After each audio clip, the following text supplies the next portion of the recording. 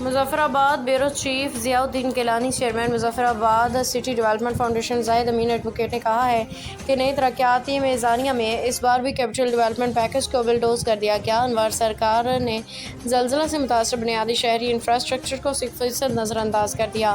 Capital development package تعمیر 9 master plan کے 40 منصوبوں پہ مشتمل تھا۔